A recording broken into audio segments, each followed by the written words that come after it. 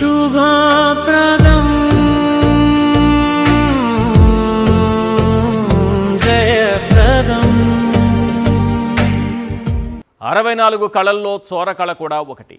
చోరకళ అంటే డబ్బు బంగారం దొంగిలించడమే కాదు, పక్కనోడి క్రెడిట్ కొట్టేయడం కూడా చోరకళే. ఎన్టీఆర్ చేతిలోని తెలుగుదేశం పార్టీని తస్కరించడంతో మొదలైన చంద్రబాబు చోరకళ ఇప్పటికీ కంటిన్యూ అవుతూనే ఉంది.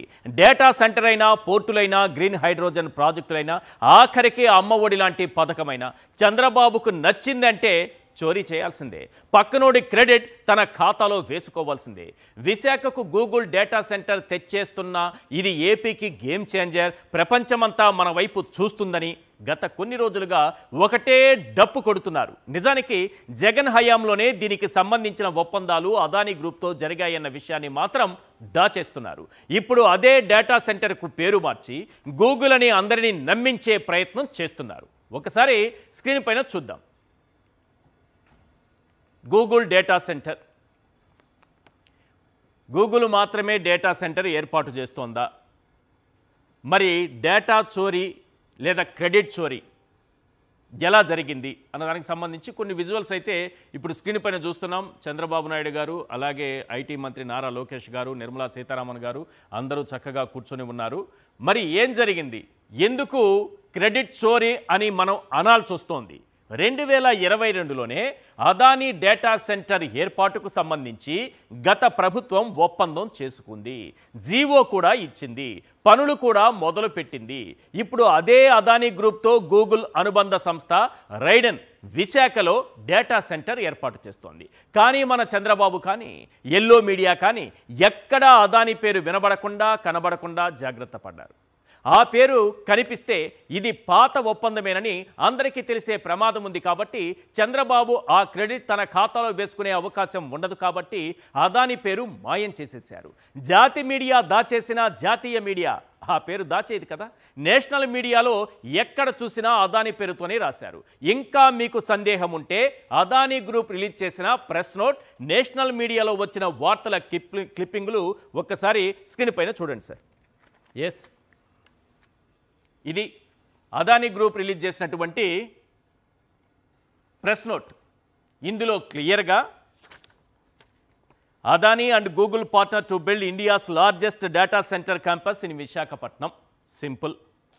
ఇది ఎప్పుడు? Visakhapatnam, India, 14 October 2025. Adani enterprises through it's joint venture company Adani connects and Google today announced a landmark partnership to develop India's largest AI data center campus and new green energy infrastructure in Visakhapatnam, Andhra Pradesh.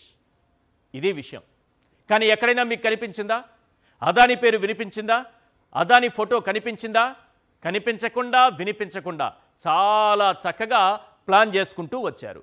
ఇంకా కావాలంటే మీకు జాతీయ దినపత్రికలు ప్రచురించినటువంటి వార్తను కూడా ఒక్కసారి మనం screen పైన చూద్దాం. Yes, business standard. Adani to partner with Google for India's largest AI hub in Visakhapatnam. మీరు కావాలంటే ఇక్కడ ఉన్నటువంటి ఫోటో గూగుల్కి సంబంధించి ఆ పార్ట్నర్ కూడా, అందులో ఉన్నటువంటి వాళ్ళ అధికారి కూడా అందులో పాల్గొన్నటువంటి ఫోటో మనకు కనిపిస్తోంది. ఇందులో క్లియర్గా బిజినెస్ స్టాండర్డ్ రాసినటువంటి వార్తను మనం స్క్రీన్ పైన చూస్తున్నాం. ఇది జాతీయ మీడియా రాసింది. అలాగే Adani group press note release చేసింది. కానీ ఎక్కడ అదానీ పేరు వినిపించకుండా, అదానీ పేరు కనిపించకుండా చాలా జాగ్రత్తగా తండ్రి కొడుకులు మేనేజ్ చేశారు. ఎందుకంటే అదానీ డేటా సెంటర్ ఆల్రెడీ విశాఖపట్నంలో ల్యాండ్ అయింది సార్. ఆ విషయం బయటకు రాకూడదు కదా, అందుకే చాలా జాగ్రత్తగా మేనేజ్ చేశారు. సహజ వనరులు పుష్కలంగా ఉన్న విశాఖపట్నం మరింత డెవలప్ అయితే ఏపీ రూపురేఖలు మారిపోతాయన్నది జగన్ గారి విజన్. అమరావతిలో లక్షల కోట్లు పోసే బదులు విశాఖలో ఓ 10,000 కోట్లు ఇన్వెస్ట్ చేయగలిగితే మరో ముంబైలా మారుతుందన్నది ఆయన విజన్. అందుకే జగన్ హయాంలో విశాఖలో ఎక్కువగా ఫోకస్ పెట్టారు ఆయన. ఇన్ఫోసిస్ లాంటి ప్రతిష్టాత్మక సంస్థలను తీసుకొచ్చిన, డెక్ లాంటి అద్భుతమైనటువంటి బిల్డింగ్లు నిర్మించిన, ప్రపంచ ప్రఖ్యాత కంపెనీలను పెట్టుబడులను ఆకర్షించేలా గ్లోబల్ ఇన్వెస్ట్మెంట్ సమ్మిట్లు నిర్వహించిన ఆ ఘనత జగన్కు మాత్రమే దక్కింది.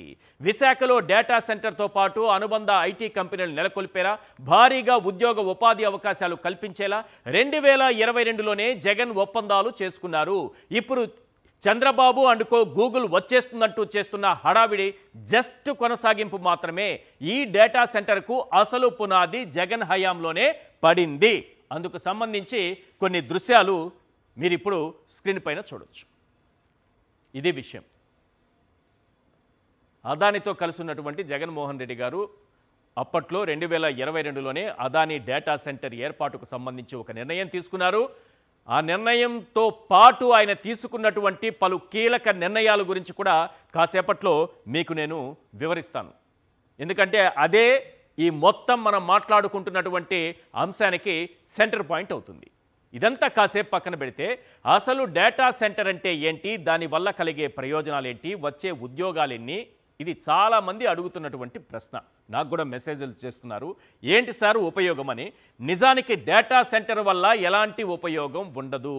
అందరికీ అర్థమయ్యే భాషలో చెప్పాలంటే డేటా సెంటర్ అంటే ఓ గోడౌన్ లాంటిది. గోడౌన్లో సరుకులు భద్రపరిచినట్టే డేటా సెంటర్లో డేటాను స్టోర్ చేస్తారు.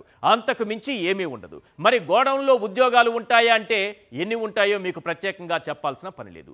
చంద్రబాబు ప్రభుత్వం చెబుతున్నట్లుగా విశాఖలో గూగుల్ అనుబంధ సంస్థ 87,520 కోట్ల పెట్టుబడి పెడుతుంటే వచ్చే ఉద్యోగాలు ఎన్నో తెలుసా? మళ్ళీ చెప్తున్నా, 87,520 కోట్ల రూపాయల పెట్టుబడి వాళ్ళు పెడతారు. కానీ మనకొచ్చేటటువంటి ఉద్యోగాలు ఎన్నో తెలుసా? జస్ట్ 200. అవును సార్, జస్ట్ 200. అదే సమయంలో ఆ సంస్థకు మన ప్రభుత్వం ఇస్తున్న రాయితీల మొత్తం ఎంతో తెలుసా? అక్షరాల 22,000 కోట్లు. వాళ్లకు మనం ఇస్తున్నది 22,000 కోట్లు. వాళ్ళు తిరిగి మనకిస్తున్నది 200 ఉద్యోగాలు. ఆ 200 ఉద్యోగాలు కూడా మన వాళ్ళకే వస్తాయన్న నమ్మకం అయితే లేదు. ఏంటి నమ్మకం కలగడం లేదా? నిజం నమ్మండి, నమ్మి తీరాల్సిందే. ఎందుకంటే ఈ విషయం రాసింది ఎవరో కాదు కదా. మీకు స్వయానా టీడీపీ అధికార పత్రిక రాసింది చూపిస్తాను. అలాగే మన రాష్ట్ర ప్రభుత్వం రిలీజ్ చేసినటువంటి జీవో కూడా చూపిస్తాను. అన్నీ చూడండి ఒకసారి ఈనాడు దినపత్రిక చూస్తాం. ఎస్ఐపిబి ఆమోదించిన పెట్టుబడుల వివరాలు రాస్తూ రైడెన్ ఇన్ఫోటెక్ ఇండియా లిమిటెడ్ పెట్టుబడి 87,520 కోట్లు. ఉపాధి ఎంతమందికి అయ్యా అంటే 200 కనిపిస్తోంది కదా. ఎక్కడ ఏర్పాటు చేస్తున్నారు? విశాఖపట్నంలో. గూగుల్ అనుబంధ సంస్థ రైడెన్ 87,520 కోట్ల రూపాయల పెట్టుబడితో డేటా సెంటర్ తీసుకొస్తే దానివల్ల వచ్చేటటువంటి ఉద్యోగాలు కేవలం 200 అని ఈనాడు దినపత్రిక రాసుకొచ్చింది చాలా క్లియర్గా. అంతేనా?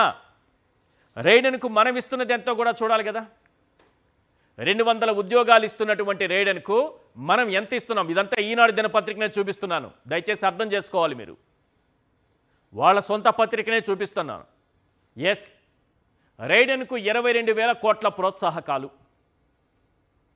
రైడెన్కి ఎంత ఇస్తున్నారు? 22,000 కోట్ల ప్రోత్సాహకాలు, డిస్కౌంట్ ధరకు భూములు, విద్యుత్ ఛార్జీల్లో రాయితీ, ఉత్తర్వులు జారీ చేసిన ప్రభుత్వం. అవన్నీ కావాలంటే అక్టోబర్ 12 నాటి 2025 అక్టోబర్ 12 నాటి వార్తను ఒక్కసారి చదువుకున్నారంటే వాళ్లకు మనం ఏమిస్తున్నాము, తిరిగి వాళ్ళు మనకి ఏమిస్తున్నారు అనేది క్లియర్గా అర్థమవుతుంది. సరే, ఈ ఈనాడు సంగతి కూడా కాసేపు పక్కన పెట్టేద్దాం.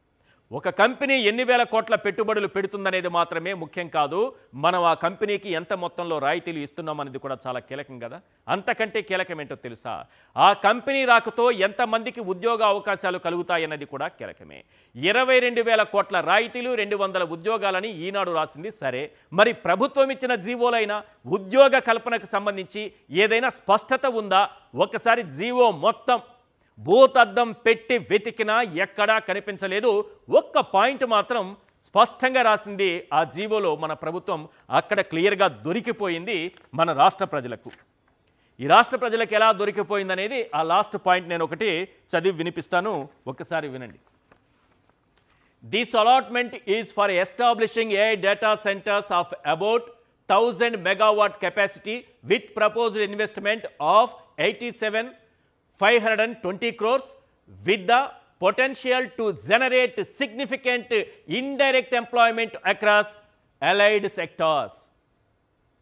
87,520 కోట్ల రూపాయలతో వస్తున్నటువంటి ఈ ఏఐ డేటా సెంటర్తో ఎన్ని ఉద్యోగాలు కల్పన జరుగుతుంది అని అంటే to generate significant indirect employment, డైరెక్ట్గా కాదు పరోక్షంగా indirect employment across allied sectors. దాని ద్వారా వచ్చే అనుబంధ సంస్థలతో ఏవైనా ఇండైరెక్ట్గా ఉద్యోగాలు వస్తాయి. దీని ద్వారా అయితే వాళ్ళు 200 చెప్పారు, మనమైతే ఇది వేసుకోవచ్చు. ప్రభుత్వం చెప్పిన మాట, ఇది నా మాట కాదు, ప్రభుత్వం చెప్పిన మాట.